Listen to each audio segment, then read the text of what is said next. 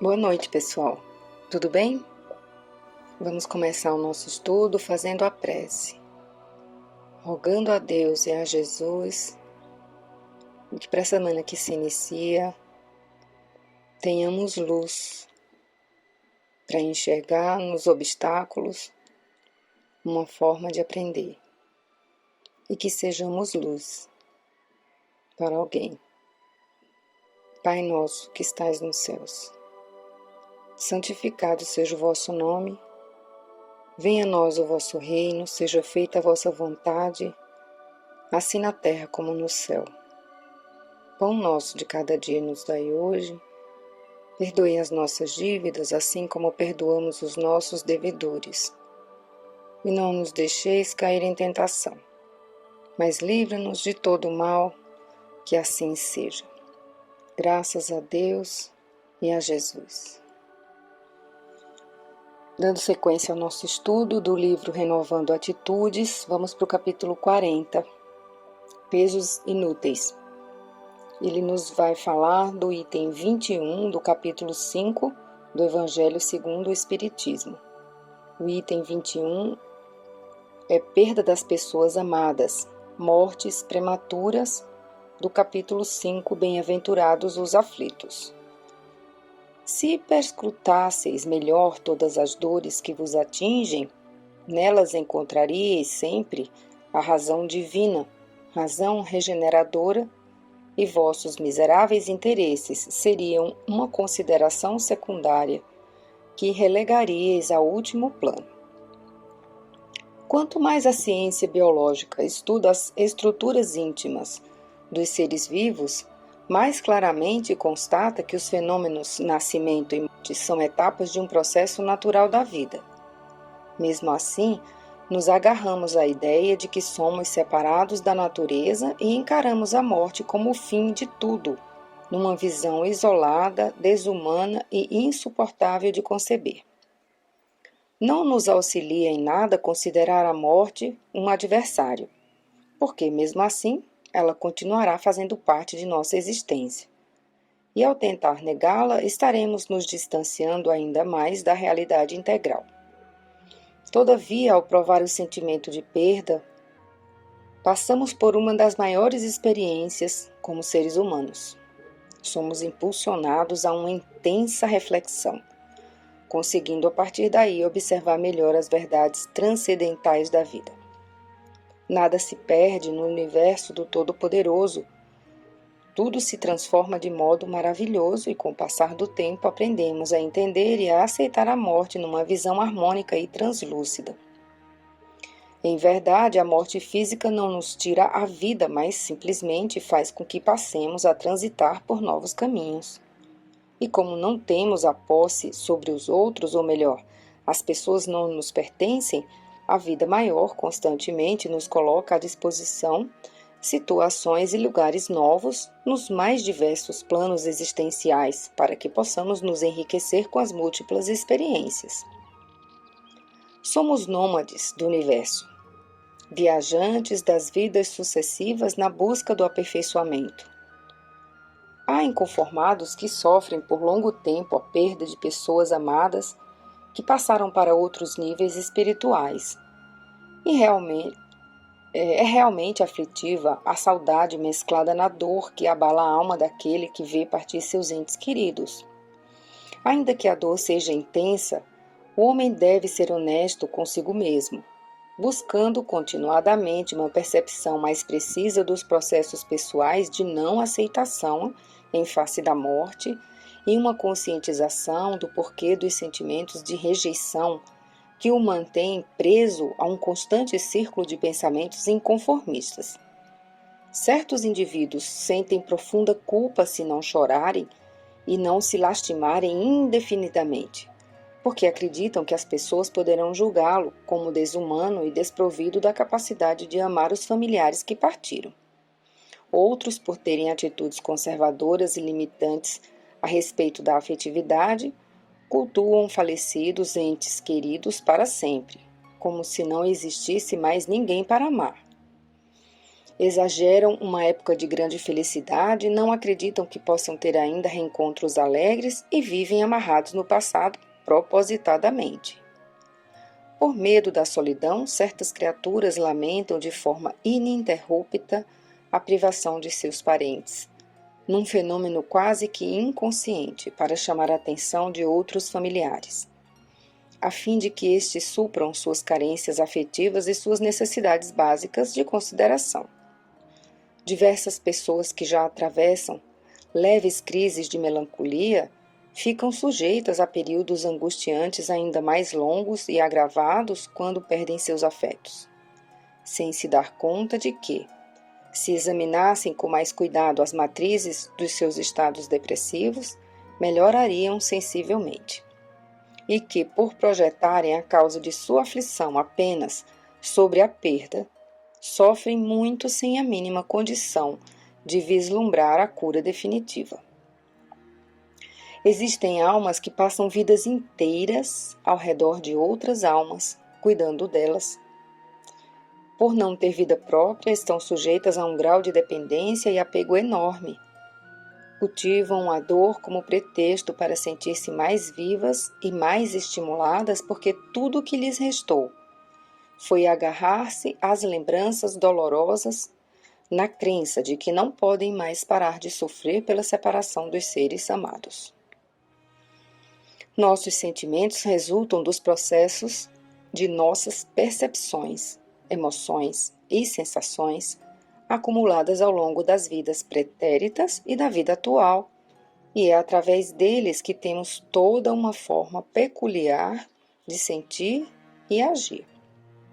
Não obstante, analisando nossos sentimentos de perda e interpretando os reais fundamentos de nossas dores, poderemos nos conscientizar se estamos agravando ou não nosso sentir. As dores da separação de filhos, cônjuges, irmãos e amigos podem ser agravadas se a elas juntarmos o sentimento de culpa, remorso, dependência, conservadorismo, medo e não aceitação. Lembremo-nos, porém, das palavras de Paulo: e, quando este corpo mortal se revestir da imortalidade, então se cumprirá a palavra que está escrita: tragada foi a morte na vitória. Onde está, ó morte, o teu aguilhão? Façamos dessa forma uma transubstanciação de nossos padecimentos e pesares, apartando todos os pesos inúteis, descartando-os e substituindo-os pelas doces brisas dos ensinos da vida eterna. Agindo assim, veremos abrandar, em pouco tempo, nosso coração turvado e pesaroso, que depois se tornará verdadeiramente aliviado e translúcido. Agora vamos ler no livro Pão Nosso uma reflexão de Emmanuel no capítulo 42, Sempre Vivos. Ora, Deus não é de mortos, mas sim de vivos. Por isso vós errais muito. Uma fala de Jesus, uma passagem de Marcos 12, 27.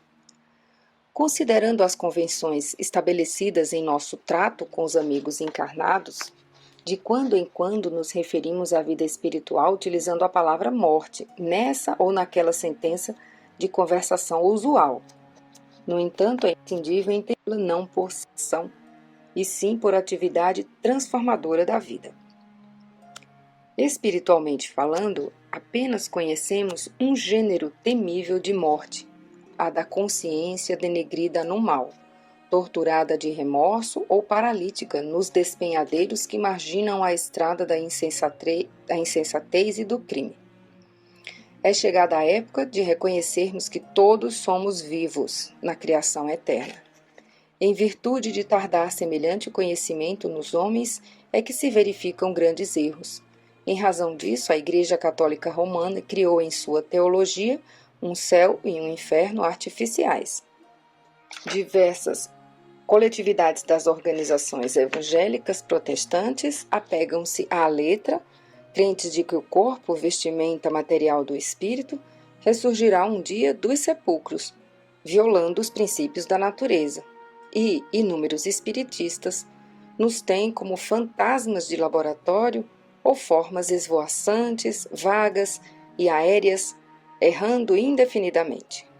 Quem passa pela sepultura prossegue trabalhando, e aqui, quanto aí, só existe desordem para o desordeiro. Na crosta da terra ou além de seus círculos, permanecemos vivos invariavelmente. Não te esqueças, pois, de que os desencarnados não são magos nem adivinhos, são irmãos, que continuam na luta de aprimoramento. Encontramos a morte tão somente nos caminhos do mal, onde as sombras impedem a visão gloriosa da vida. Guardemos a lição do Evangelho e jamais esqueçamos que nosso Pai é Deus dos vivos e mortais. Então vamos seguir agora com o capítulo 41 do Renovando Atitudes, o Espiritismo. Vai comentar sobre o item 5 do capítulo 1 do Evangelho segundo o Espiritismo. O item 5 é o Espiritismo e o capítulo 1, Não vim destruir a lei. O Espiritismo é a nova ciência que vem revelar aos homens, por provas irrecusáveis, a existência e a natureza do mundo espiritual e suas relações com o mundo corporal. Ele nos mostra não mais como uma coisa sobrenatural, mas ao contrário como uma das forças vivas e incessantemente ativas da natureza. Uma visão sobre a vida maior renasce no século XIX na França. Verdadeiro ato heróico fez o notável professor Allan Kardec ao trazer toda uma ideia sobre espiritualidade para o velho mundo, até então adormecido pelas doutrinas materialistas e lucrativas vigentes na época. O Estado e as classes sociais dominadoras transformavam os interesses de alguns em necessidades de todos. Para assegurar privilégios e poder, usavam dos instrumentos possíveis, desde as religiões, meios de comunicação e até a escola, como difusão de crenças e valores que lhes garantissem a ordem social e seus ideais como verdades de todos.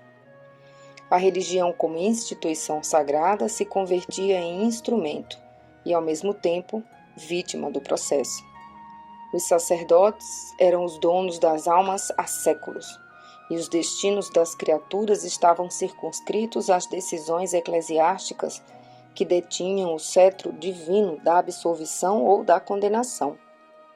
Acreditava-se que as consciências não tinham estrutura de fato para fazer as avaliações sobre o certo e o errado. Por isso eram manipuladas por crenças autoritárias e arbitrárias, ditadas por homens intransigentes e fanáticos. A missão imposta às escolas e às universidades era a de contribuir para a difusão e consolidação de ideologias criadas por esses grupos detentores da decisão, formando consciências submissas e servis, tementes a Deus, ao rei e ao Estado, e impondo-se com argumentos incompatíveis com a ordem divina para atender a necessidades camufladas pelos herdeiros privilegiados e arrogantes de uma sociedade absolutista. O eminente educador Rivail, homem de uma religiosidade missionária, traz à França, em meio ao positivismo de Auguste Comte, a ideia imortalista do espiritismo. Apesar de a crença na reencarnação ter sido banida do movimento religioso pelos concílios ecumênicos da antiguidade, Kardec a apresenta ao mundo sob a supervisão dos espíritos superiores, estabelecendo assim novos rumos à sociedade, presa a conceitos de superioridade de nascimento e graças especiais entre os escolhidos. Os preconceitos de classe social, cor e sexo caem por terra, já que pela roda das encarnações sucessivas poderemos habitar os mais diferentes corpos e pertencer às mais diversas castas da sociedade. A família patriarcal e possessiva já não tem razão de ser, e a servidão da mulher toma conotação de crença despótica e machista. Faz-se então uma verdadeira revolução nos costumes medievais que ainda vigoravam na época, a qual encontra consideração por parte de alguns pela lógica e discernimento da vida como um todo, e oposição sistemática por parte de outros pelo grau de imaturidade psicológica deles e por mexer em valores íntimos de convencionalismo e superstição arraigados em suas consciências através dos tempos. O Espiritismo fez renascer nas almas a compreensão da verdadeira natureza do homem e a percepção de que seu destino é fruto de suas escolhas. Imortalidade da alma e vidas sucessivas são algumas das bases sólidas que abalaram os alicerces de toda uma coletividade estruturada numa visão distorcida da verdade universal. A nova ideologia estabelece por crença indispensável a fraternidade como concepção de vida real a ser incorporada pelos indivíduos e grupos à medida que suas necessidades espirituais forem tomando aspectos de ascensão e conhecimento. A doutrina espírita é um método extraordinário de educação. A sobrevivência após a morte, a pré-existência e a evolução das almas ainda são quase que totalmente desconhecidas pelos povos com ares de hegemonia. Porém, ao tempo certo, delas tomarão consciência, conforme afirma o apóstolo Paulo quando escreve às igrejas da Galácia, porque a seu tempo tudo ceifaremos. Essa é uma passagem de Gálatas 6-9.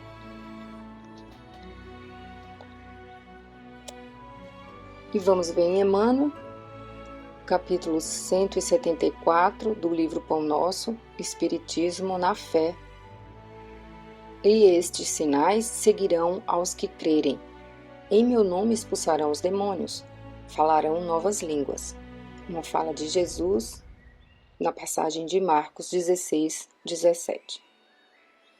Permanecem as manifestações da vida espiritual em todos os fundamentos da revelação divina nos mais variados círculos da fé. Espiritismo em si, portanto, deixa de ser novidade dos tempos que correm para figurar na raiz de todas as escolas religiosas. Moisés estabelece contato com o plano espiritual no Sinai. Jesus é visto pelos discípulos no Tabor, ladeado por mortos ilustres. O colégio apostólico relaciona-se com o espírito do Mestre após a morte dele e consolida no mundo o cristianismo redentor. Os mártires dos circos abandonam a carne flagelada contemplando visões sublimes. Maomé inicia a tarefa religiosa ouvindo o mensageiro invisível. Francisco de Assis percebe emissários do céu que o exortam à renovação da Igreja. Lutero registra a presença de seres de outro mundo. Teresa d'Ávila recebe a visita de amigos desencarnados e chega a inspecionar regiões purgatoriais por meio do fenômeno mediúnico do desdobramento. Sinais do reino dos espíritos seguirão os que crerem, afirma o Cristo. Em todas as instituições da fé, há os que gozam, que aproveitam, que calculam, que criticam, que fiscalizam. Esses são ainda candidatos à iluminação definitiva e renovadora. Os que creem, contudo, e aceitam as determinações de serviço que fluem do alto, serão seguidos pelas notas reveladoras da imortalidade onde estiverem. Em nome do Senhor, emitindo vibrações santificantes, expulsarão a treva e a maldade, e serão facilmente conhecidos entre os homens espantados, porque falarão sempre na linguagem nova do sacrifício e da paz, da renúncia e do amor. Que nós possamos acolher essas palavras consoladoras nos nossos corações, né, durante toda essa semana, que essa seja uma reflexão viva. A morte não existe. É importante que entendamos que precisamos combater a morte em vida, que é o desalento, a insatisfação constante, a lamentação. E que a gente possa usar cada precioso minuto que nos é concedido para o pensamento no bem. Pensamento no bem que vai nos levar a um ato no bem. Principalmente quando esse ato é extensível ao nosso próximo.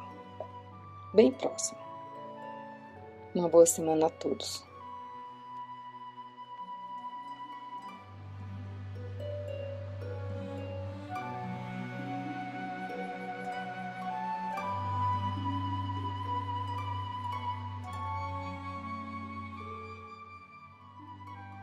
Boa noite a todos.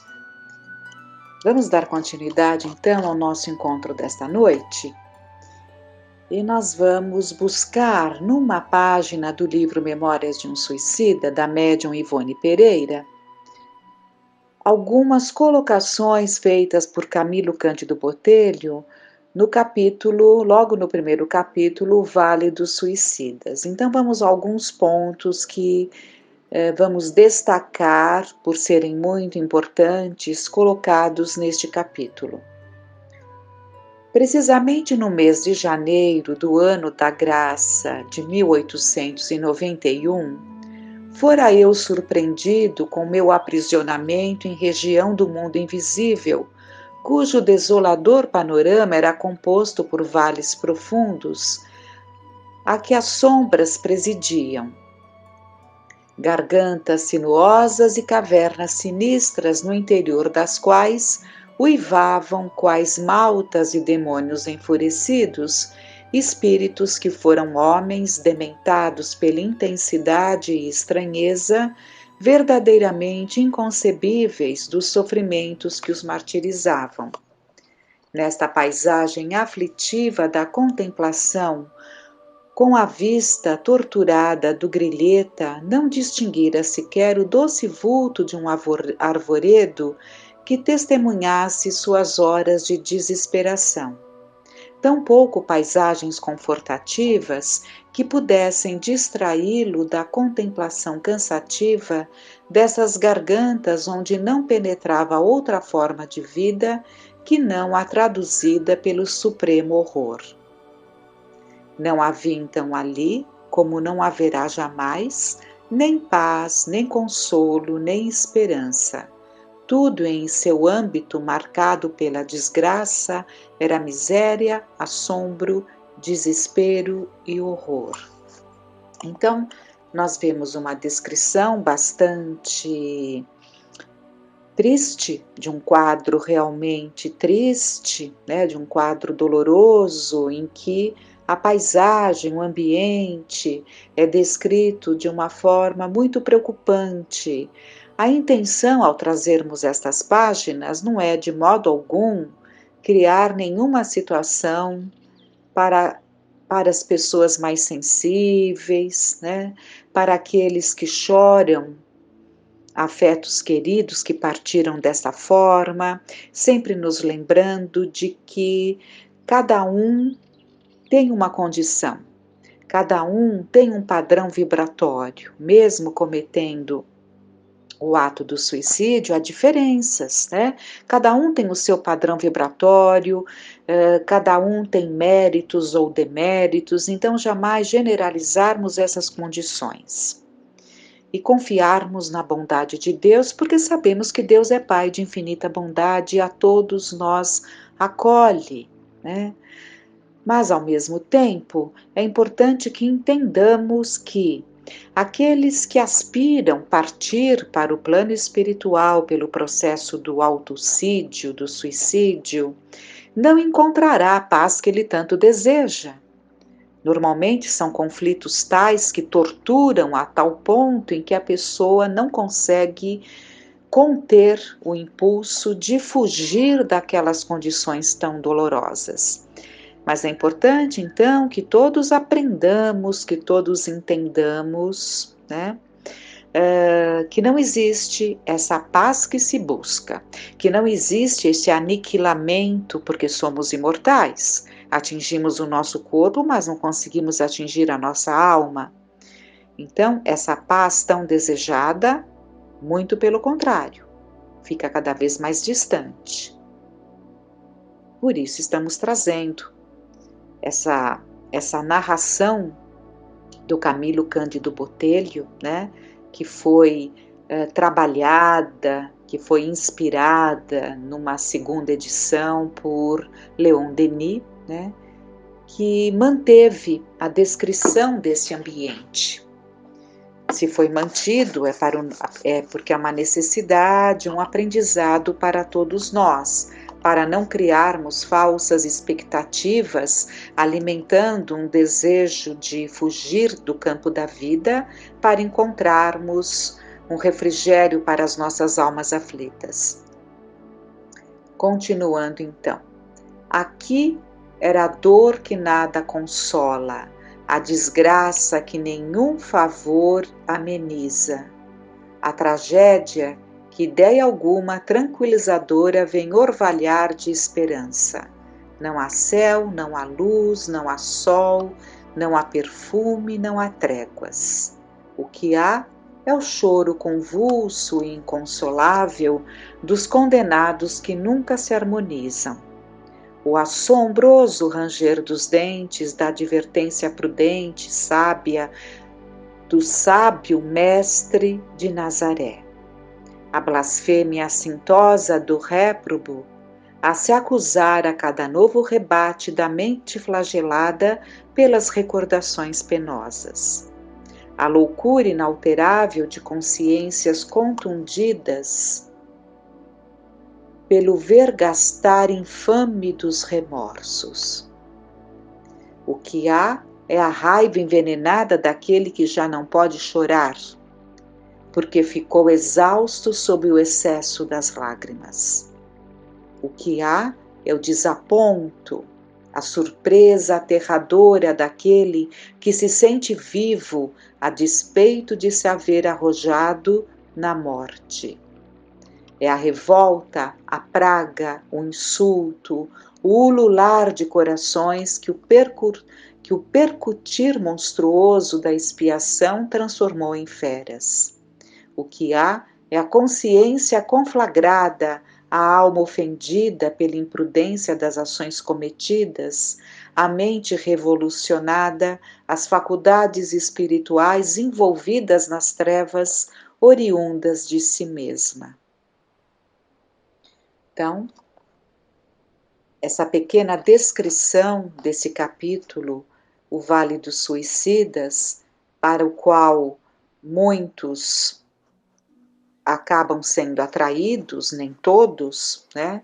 Mas muitos acabam sendo atraídos, é relatado então no capítulo desse livro que vale a pena um estudo meticuloso para a nossa reflexão mais profunda sobre essas questões.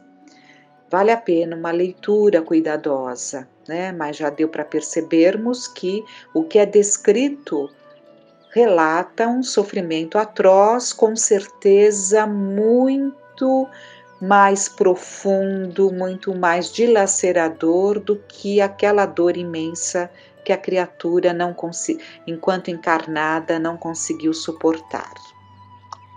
E Emmanuel, no livro Pronto Socorro, psicografado por Francisco Cândido Xavier, ele nos traz um texto, Prevenção contra o Suicídio. Então vamos ver atentamente o que ele nos coloca.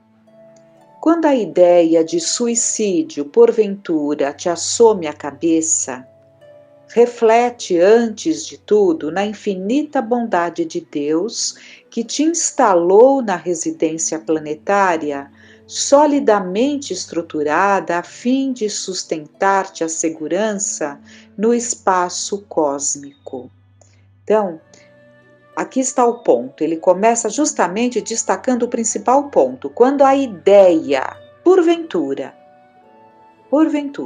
e ela pode, em momentos mais delicados das nossas vidas, ela pode surgir, sim, na mente mais desavisada, especialmente se foi alguém que em alguma encarnação já partiu pelo processo do suicídio. Então fica como que aquela marca profunda que, chegando às condições na encarnação, chegando àquelas condições semelhantes, porque chegam àquilo que lhe levou a cometer o ato, é como se houvesse uma ligação, né, um reflexo condicionado nesse sentido, digamos assim, e começam a voltar essas ideias. Daí os cuidados que temos que ter. Então, quando a ideia nos surpreender, simplesmente um pensamento, é ali que ele tem que ser cortado. Ele não pode ser alimentado, porque se for alimentado, ele cresce. E ele pode crescer, dependendo ali da estrutura de cada um, e nunca caminhar para um suicídio propriamente dito, mas vai minando as condições, né? Vai angustiando, vai desestruturando, desajustando o nosso equilíbrio psíquico e físico. Por isso precisa ser cortado no início.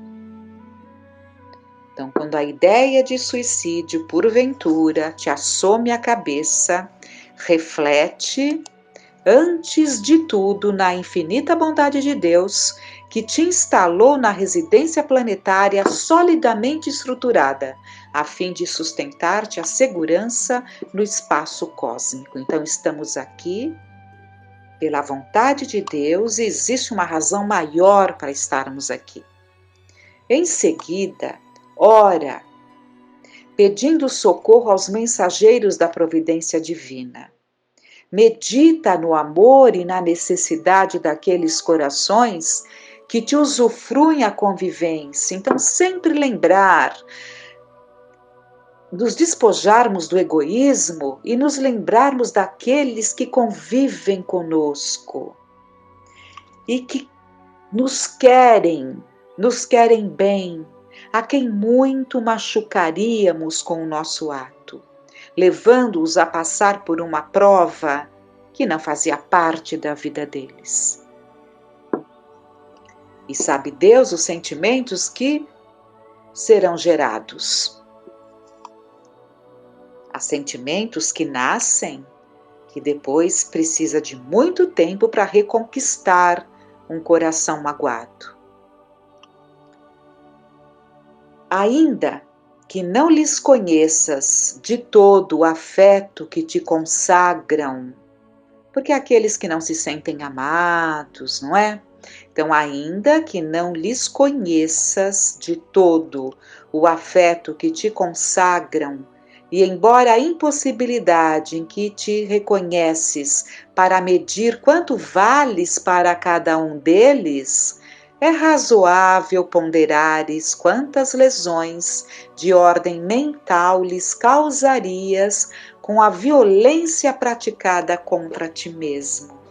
Mas sem dúvida nenhuma, mesmo que esses familiares não tenham ali aquela atitude de exteriorizar os sentimentos, porque sentimentos devem ser exteriorizados com ações, né?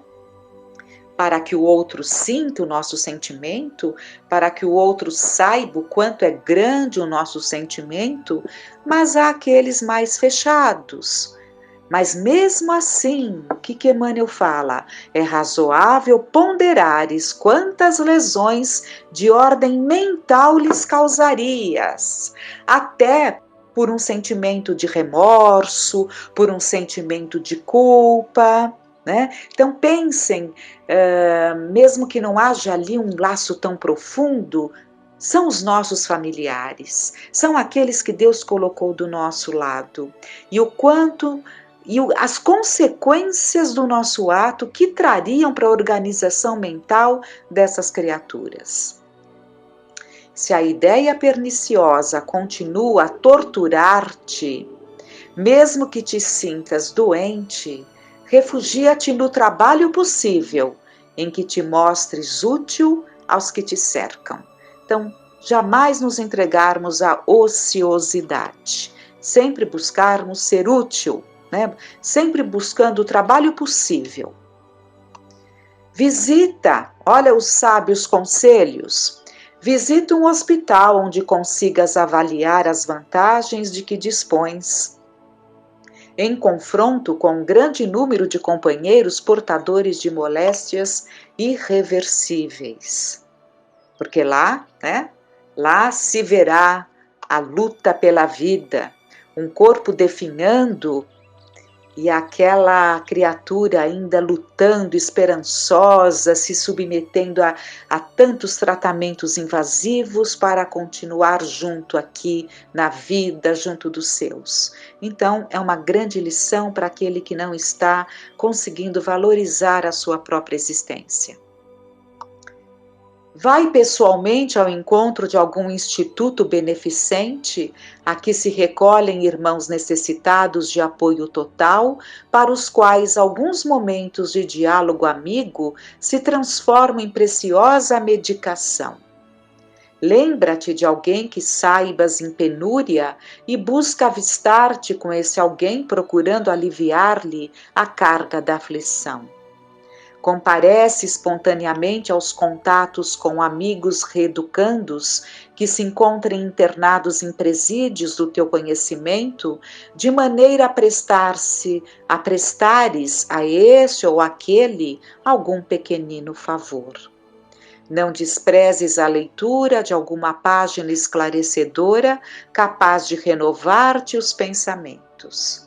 Entrega-te ao serviço do bem ao próximo, qualquer que ele seja, e faz empenho em esquecer-te, porque a voluntária destruição de tuas possibilidades físicas não só representa um ato de desconsideração para com as bênçãos que te enriquecem a vida, como também será o teu recolhimento compulsório à intimidade de ti mesmo, no qual, por tempo indefinível, permanecerás no envolvimento de tuas próprias perturbações.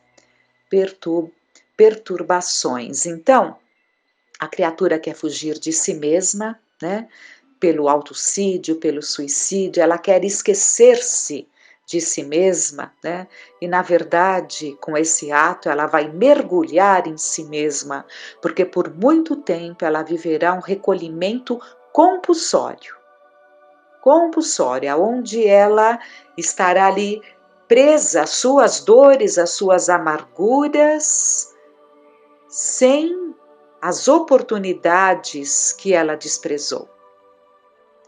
A prece é de valor inestimável para os que sofrem.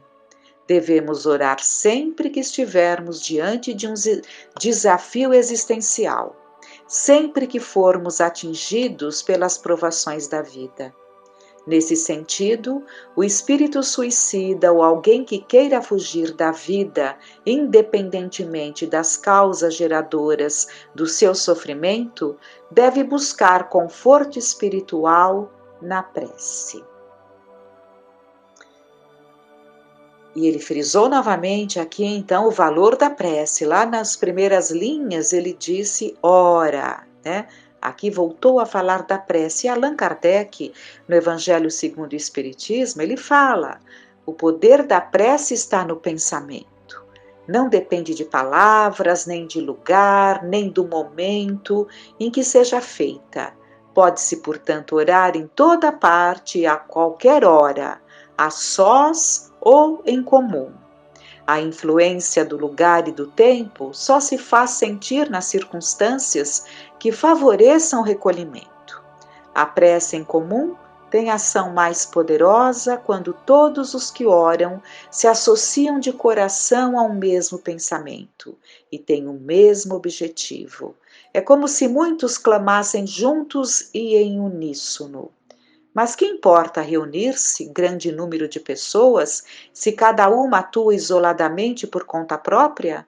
100 pessoas reunidas podem orar como egoístas, enquanto 2 ou 3, ligadas por uma mesma aspiração, orarão como verdadeiros irmãos em Deus.